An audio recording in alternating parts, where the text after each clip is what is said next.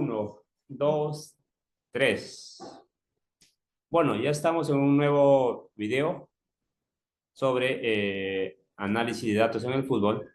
El día de hoy vamos a mencionar algunas métricas de este deporte. Les doy la bienvenida a este nuevo video y a este canal, ¿no?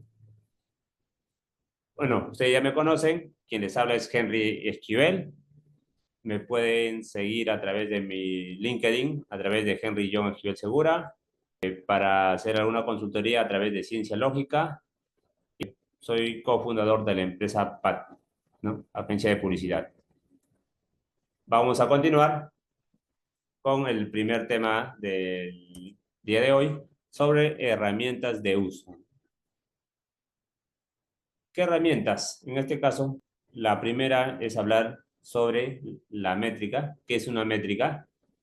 ¿No? Una métrica se entiende como cualquier dato que contenga información cuantitativa acerca de algún aspecto de lo que sucede dentro del campo de juego, ¿no? Esto tiene que ver mucho a veces con la precisión, la granularidad y contextualización al calcular o construir una métrica. Depende mucho de los objetivos que tengamos para un determinado aumento o una cierta, o para una entidad, ¿no? ¿Qué tipos de métricas tenemos? En este caso, nosotros podemos mencionar valores totales, porcentajes, valores cada 90 minutos. Para rankear, tenemos los percentiles o los Z-score, entre otras métricas, ¿no? Bueno, ahora vamos a mencionar el tipo y niveles de métricas, ¿sí? Vamos a mencionar primero los tipos. Tenemos 4 tipos de métricas enfocadas en el lente de foco, el tipo de contexto, el tipo a nivel temporal y el tipo espacial, ¿eh? Entonces, a continuación, cuando queremos analizar el tipo o tenemos el tipo de ente o foco, su nivel de segmentación va a ser direccionado cuando queremos analizar a un jugador, a un club, a una liga o una confederación, ¿sí? El siguiente tipo es el tipo contexto. En este contexto vamos a hablar sobre el nivel de segmentación, ¿no? En algún momento que vamos a querer analizar al local o al equipo visitante, cómo va el resultado, si un equipo está ganando, empatando, perdiendo, si tenemos, en este caso, cómo es la fase de juego, ¿no? A nivel de ofensivo, defensivo, si tiene tácticas fijas. También podemos mencionar o sacar métricas a nivel de el equipo, cómo es las medidas a nivel con balón o sin balón, cómo está conformado el equipo, si están 11 versus 11 o si tiene, un equipo de ellos tiene un jugador menos, ¿sí? Uno de los más usados por los comentaristas deportivos son justamente este tipo a nivel de contexto de un partido. En la gráfica podemos ver el resumen del encuentro entre la Universidad de Chile y la Universidad Católica, donde contabilizamos los goles, el XG de cada equipo, los remates realizados, realizados a la portería, la posesión del balón, entre otras métricas, ¿sí? El siguiente tipo es el tipo de temporal, ¿no? Este tipo temporal se puede segmentar para analizar una métrica con respecto a la ocurrencia de todo el partido, o promedio por partido, o cada 90 minutos, o podemos analizar también cómo ha sido el juego en el primer tiempo, segundo tiempo. También se puede analizar en algunas ventanas entre 10 a 15 minutos, o la evolución de minuto a minuto o de temporada a temporada, ¿sí? En el gráfico se ve justamente una un análisis, ¿no? O un seguimiento de la métrica de ataque, amenazas de ataque, ¿está bien? Entre Liverpool y el Real Madrid, minuto a minuto. En este caso, vemos que el Liverpool tuvo más amenazas de ataque, ¿no? En, en casi todo el partido, ¿está bien? Este es el área bajo la curva de color rojo, ¿está bien? El siguiente tipo es el tipo espacial, donde se puede monitorear algunas métricas a nivel de, en este caso, de segmentación. Si se evalúa en el campo propio o en el campo rival, si se realizó ciertas acciones en el primer tercio, en el segundo tercio, en el último tercio del campo, si ocurrieron las acciones en los carriles laterales o centrales, o también en algunos cuadrantes específicos del campo. Entonces, recapitulando, tenemos cuatro tipos, ¿no? Analizando el ente foco a nivel de contexto con respecto al tipo temporal y al tipo espacial. ¿Sí? Entonces, hemos ido mencionando los tipos de métricas de acuerdo al lente o foco, de acuerdo al contexto, de acuerdo al tiempo, ¿no? Y de acuerdo al espacio, ¿no? Entonces, vamos a decir que es una métrica. Entonces, las métricas básicas son aquellas cuya recolección y cálculo están basados principalmente en conteo de determinadas acciones desde el punto de vista frecuentista, ¿no? A nivel de estadístico, independiente de si tienen o no tienen granularidad. Entre las métricas básicas podemos mencionar el conteo de disparos, los pases claves, los goles, ¿no? La cantidad de goles, la cantidad de retos ganados o perdidos, los pases progresivos, los pases permitidos por acción defensiva, ¿no? Estas métricas básicas usualmente no nos dan información de dónde ocurre, cuándo o en qué contextos sucedieron. Solamente contabilizan las acciones, ¿eh?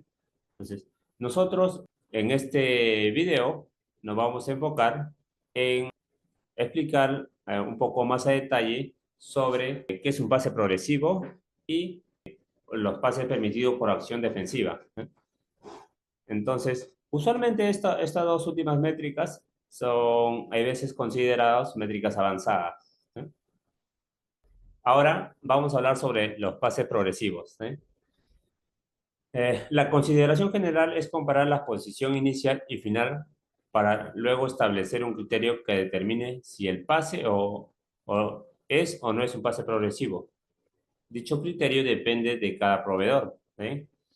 En nuestro caso, vamos a decir lo siguiente, ¿no? O el criterio sugerido va a ser si la posición final del pase representa una distancia al arco rival que es al menos el 25% más cerca respecto de la posición inicial, ¿no? En ese contexto se considera un pase progresivo, ¿sí?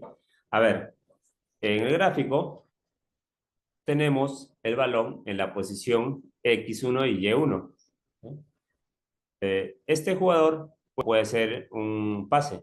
En este caso, supongamos que realiza el pase, ¿no? Y llega hasta la posición X2, Y2, ¿eh? Entonces, nosotros vamos a hacer lo siguiente. Del punto inicial, X1 y Y1, se toma la distancia al centro del arco, ¿no? En este caso del rival, ¿no? Donde lo vamos a considerar que sea D1, ¿no? De la misma manera, tomando el punto final X2, Y2, vamos a calcular la distancia de ese punto al punto central del arco rival, al cual le vamos a llamar una distancia de sub 2. Para que sea considerado pase progresivo, esto debe ser que la distancia de sub 2 sea menor o igual al 75% de la distancia de sub 1, ¿no? Entonces, hasta ahí podemos o nos queda claro que es un pase progresivo, ¿eh? Otra de las métricas que actualmente se está analizando son los pases permitidos por acción defensiva, ¿no? En sus siglas, PPDA, ¿está bien? ¿Qué nos indica esta métrica, no? En este caso, son los pases que un equipo permite al rival por cada acción defensiva propia. Es una métrica que se utiliza para medir la intensidad en la presión alta de un equipo a lo largo de uno o varios partidos, ¿no? Entonces, ¿cómo es el cálculo de esta métrica? Vamos a contabilizar el número de pases permitidos al equipo que ataca, en este caso al rival, ¿no? Sobre el número de acciones defensivas realizadas por el equipo sin posesión del balón, ¿no? Pero ¿qué acciones defensivas se va a considerar? En este caso, los tacklings, las intercepciones, los duelos y las faltas. El número que arroja este cálculo da un valor a la intensidad de presión del equipo sin posesión, ¿sí? A menor PPDA es mayor presión del equipo, ¿sí? Entonces, vamos a ver dónde se van a considerar las acciones. En este caso, para empezar a construir la métrica PPDA, vamos a considerar todas las opciones que ocurren en el 60% superior del campo, ¿sí? ¿Está bien? En esta parte de color rojo, ¿está bien? Y como venía mencionando, un menor PPDA indica que un equipo ejerza más presión, ¿sí? 1.22, Barcelona tenía un PPDA de 7.6, el cual indicaba que el Barcelona era un equipo que tenía presión alta. Ahora, vamos a hablar sobre las métricas avanzadas, ¿sí? ¿Qué son las métricas avanzadas? En este caso, estas métricas se basan en algún modelo o proceso computacional más elaborado que un simple conteo, ¿no? El cual va a utilizar datos de venting o de tracking, ¿sí? Algunas de las métricas más avanzadas que ya se mencionó, ¿no? O que ya son conocidas, hablamos del XG y su familia, como el SGOT, el PCXG, el XA, XChain, ¿no? El Volume Action Expecting Probabilities, Goals at, entre otras, ¿sí? También vamos a tener las métricas basadas en secuencia de acciones, los bypasses opponents, las bolas convexas, el pitch control y más, ¿sí? Entonces, nosotros solamente nos vamos a enfocar en este video para mencionar sobre el LSG y algunas de sus familias, ¿sí? Y otras métricas que a continuación vamos a ir comentando. A ver, ¿qué es LSG? ¿No? O llamado expected goals, ¿no? Son los goles esperados, ¿está bien? En español hablamos de los goles esperados. Es una métrica que mide la calidad de un tiro en función de diversos factores involucrados, ¿está bien? En este caso, esta métrica o medida representa la probabilidad de que un tiro resulte en gol dado los diversos factores, ¿no? A nivel de probabilidad podemos escribirlo de la siguiente manera. La probabilidad de que la acción o el tiro sea gol dado algunos factores o variables, ¿está bien? Estas variables pueden ser, uno, la distancia del tiro al arco, el ángulo de tiro, el pie con que realizó el tiro, ¿no? Entre otras variables. Entonces, como ejemplo, un jugador que dispara el balón desde cerca de la portería, ¿no? O a una menor distancia, tiene un mejor XG que un jugador que dispara el balón desde una distancia mayor, considerando que los otros factores como el ángulo, el pie que utiliza para ejecutar el disparo están siendo similares, ¿sí? Entonces, volviendo a mencionar, ¿está bien? El XG es la probabilidad de que un tiro resulte en gol, dado los diversos factores externos. Al ser una probabilidad, entonces tiene un rango de 0 a 1. Existen muchas funciones de densidad de acuerdo al partido. En este gráfico de distribución de valores XG, vemos que el XG, en este caso, para la gran mayoría está muy cercano o menor a 0.2 y algunos XG están sobre 0.7 y 0.8. ¿Sí? Actualmente, en base ya a la gran cantidad de datos que se tiene recopilada, se ha generado modelos en base a Machine Learning. Estos modelos han sido entrenados con miles de tiros contenidos en datos de Venting. ¿Qué nos quiere decir? En este caso, se han creado mapas de calor donde se calcula la probabilidad de esperar un gol, ¿sí? Entonces, cuando la persona está más cerca o el balón está más cerca de la portería, tiene mayor probabilidad de realizarse.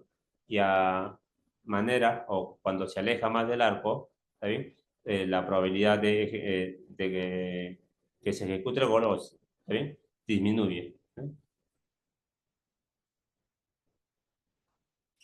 Otra métrica es el SGOT, ¿no? O el XG on target, ¿no?